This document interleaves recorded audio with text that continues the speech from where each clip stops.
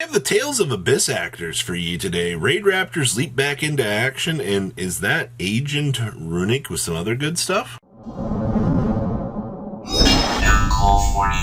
Make sure you guys smash the crap out of that subscribe button so you guys don't miss out on more awesome content. What is it with Abyss actors just being this random deck that kind of comes out of nowhere out here and just steals tournaments? I always wonder, what people are thinking when they bring this to the table, because you have to have a crazy game plan for this. And now that Anti-Spell is gone, well, maybe we'll start to see a little bit more of a rise out of this deck, because the utility options for your opponent to have to just blow you out of the game just strictly do not exist anymore, which is always going to be pretty good. Now, most of these ratios in this build, I think, are pretty much what we're used to seeing. You do have the one Fantastic Theater, you're still doing the triple dress rehearsal.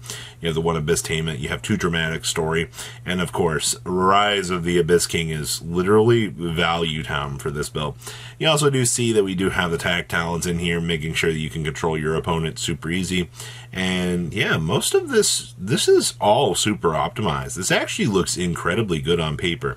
Down here in the side deck, yes, the Power of Dimension Shifter, the good old generic cards, making sure that we can floodgate the opponent straight out of the game. I do see that we do have only 2 copies of Dimensional Barrier. I do think that we are going to see a huge change in this, especially with Tenpai Dragons coming down the pipeline here, that people are going to genuinely want to have this card be something that they can have in huge numbers, just because of what you're going to be dealing with here for that. Outside of that, I do see that they did choose to play the Super Polys, which is good. We're not doing the Earth Golem Ad Ignister down here. I do think that they don't really have the extra deck room to dedicate to that. They're already running 2 slots on the Abyss Actor Link monsters, which means you've got not a lot of leeway to kind of do what you want to do. And then, of course, you do have the Avermax in here. Honestly, Avermax is kind of a strong card. I still can't think of a lot of decks that do have a potential out for this. Awesome. We have Raidraptors for you today. Now, the first thing that draws my attention here is we're opting for 2 crossouts. We couldn't have fit in the extra one, just to make sure, we could do your thing. I guess maybe pushing this up to 43 might have been a little bit of an issue. We've seen it time and time again where maybe, we did have an offset slot. And I do see this build was actually playing 1 copy of the Swallow's Cowrie. Now, keep in mind, we've seen how much our dear friends over at the Flunderies department have been abusing the crap out of this card. But this deck is a different story, though.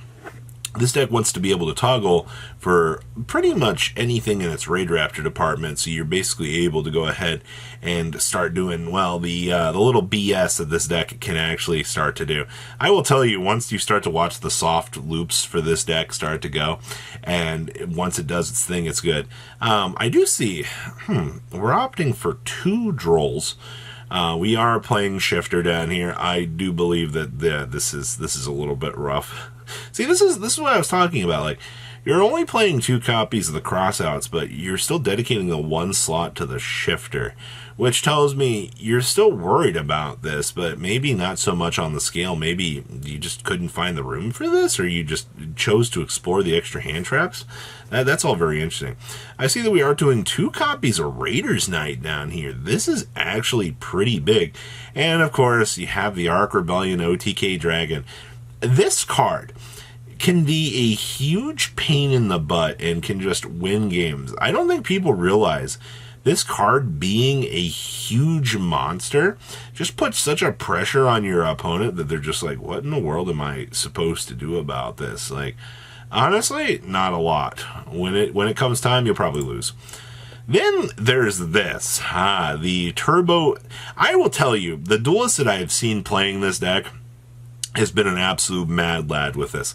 They will tear through all sorts of side events at YCSs, and they will just have the biggest time with this, because people don't know where to cut this pile off at. Do you worry about the Runick side of things? Suddenly, well, what's happening down here? You're going down this Sprint package. Now you're dealing with, Sprint, SP Little Knight, dumping things down here.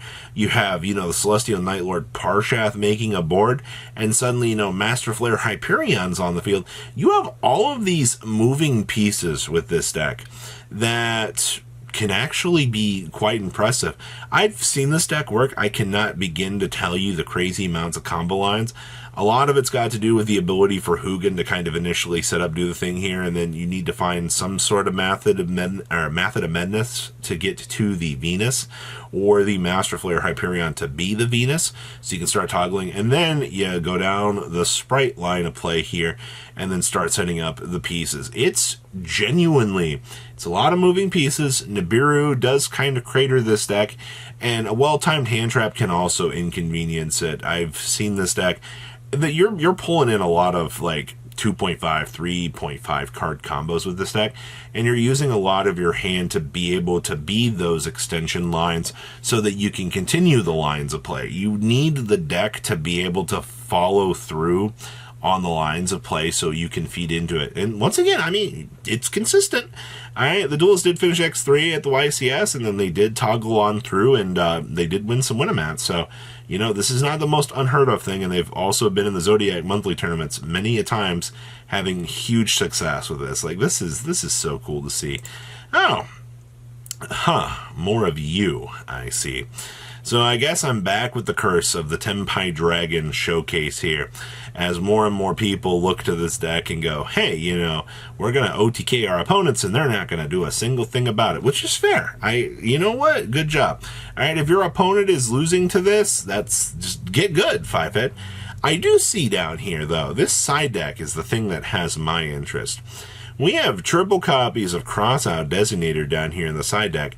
Have we really reached the point now that we're looking at Tenpai Dragons and we're like, hey, you know, I know you have like 30,000 hand traps in the deck. So what if we counterplay you and we bring in this card to ensure that, you know, we can go ahead and smash through, you know, an inconveniencing shifter, a pain in the butt ghost bell.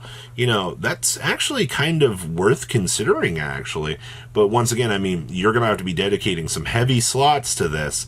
You know, you're taking away some of the other thunder that you might have for other matchups. I do see down here, once again, this Raging Phoenix and this Atlantis stuff. These fire utility options, these are sticking around. These aren't going anywhere. I actually thought that people are complaining about the price of Triton and Dragon. I mean, now you got to deal with the price of getting a Raging Phoenix out here because, you know, these extra decks are calling for it. I also see that we are doing a Blackwinged Assault Dragon down here as well. And, of course, a Black Rose and a Moonlight. And we are playing Super Poly, so naturally we are playing Garua and Mud Dragon down here as well. Ah, yes, the two best utility options for the Super Poly. It's a 2-of, by the way. You don't want to see it all the time, but some of the time. Yu-Gi-Oh! Outside of that, though, it's kind of nice to see the OTK machine still being the OTK machine. We're going to continue to see a lot of Tenpai Dragons, and this deck is going to be a massively pain in the butt to continue to explain to a lot of people. And, hey, we have a Purely Duelist out here. Hey, hey, hey, too sleepy memory, too delicious memory, yum, yum, yum, yum, yum. Hand traps, I mean, it's the pretty normal batch out here. We're doing triple Lily with a triple Purely. That doesn't really change all that much. All of your ratios for the main deck are exactly what you want to see. We're still doing the one leap. I still remember seeing arguments for people that want to try for multiple leap. It is what it is if you're really trying this. I do see out here, we've also got another challenger out here for the Crossout Designator. It's just kind of what it is. And I also see that this build is playing Dimensional Fissure. We've also kind of come back to the point now that Purely can kind of look at Dimensional Fissure as a utility option and just kind of look at your opponent and go, what are you going to do about it?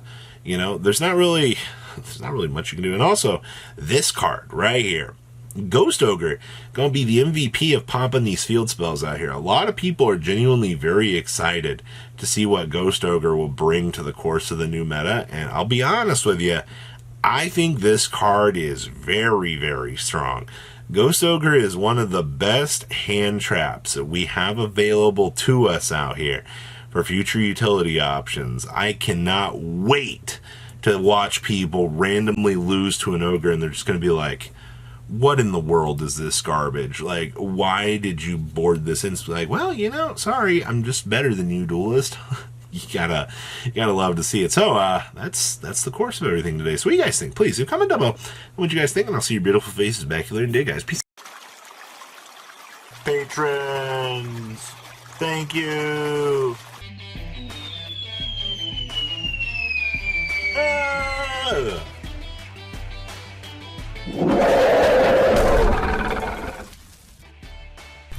Thank you so much for watching. Check out these other videos.